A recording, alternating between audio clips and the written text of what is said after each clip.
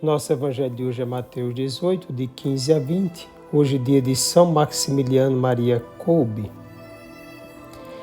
Naquele tempo, disse Jesus aos seus discípulos: se o teu irmão pecar contra ti, vai corrigi-lo, mas em particular, a sós contigo.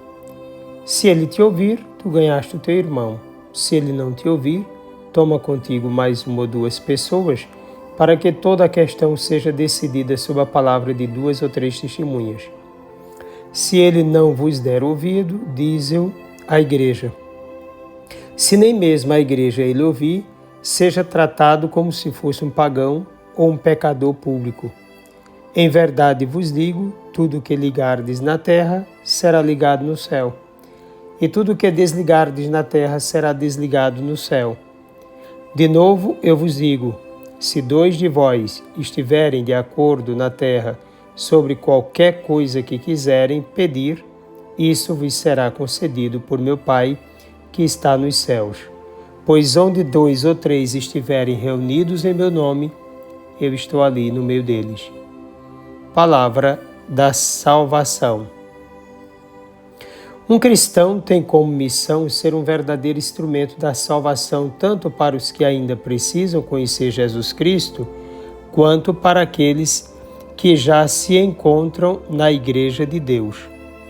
No caso de quem já está em casa aqui entre aspas, quem já faz parte da realidade cristã, mas vive de modo contrário aos ensinamentos da fé e do exercício da caridade, cabe ao irmão, humildemente e em caridade, fazer as devidas correções no intuito de não permitir que o outro se perca no pecado e, ao mesmo tempo, possa retornar de coração à comunidade de fé e de amor da qual faz parte objetivamente.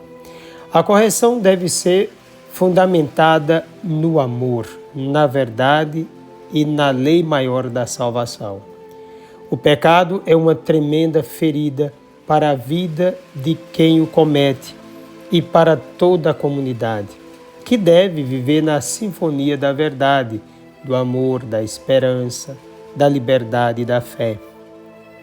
Na Igreja, o amor é o cumprimento da lei, Romanos 13, de 8 a 10.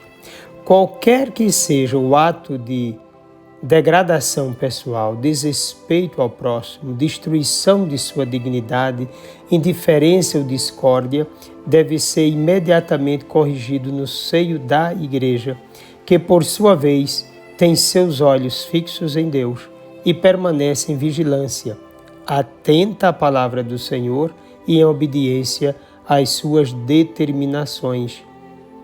Logo após falar sobre a correção fraterna, Jesus acrescenta o poder por ele concedido à sua igreja sobre os que insistem contra os fundamentos de sua missão no mundo: o amor, a verdade, a vida, a fé e a liberdade.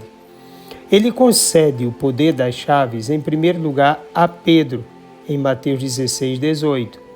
Essa é uma forma particular de ação petrina, um ministério dado diretamente por Jesus para o exercício de sua missão eclesial. Em última análise, cabe a ele o poder de decisão em determinadas situações. O Catecismo da Igreja Católica, o número 553, afirma que o poder das chaves designa a autoridade para governar a casa de Deus, que é a Igreja. Jesus, o bom pastor, João 10:11, confirmou este encargo depois da sua ressurreição. Apacenta as minhas ovelhas, disse ele. João 21, de 15 a 17. O poder de ligar e desligar significa autoridade para absolver os pecados, pronunciar juízos doutrinais e tomar decisões disciplinares na Igreja. Jesus confiou esta autoridade à Igreja pelo ministério dos apóstolos. Mateus 18, 18, que é o texto de hoje, e particularmente de Pedro, o único ao qual confiou explicitamente as chaves do reino.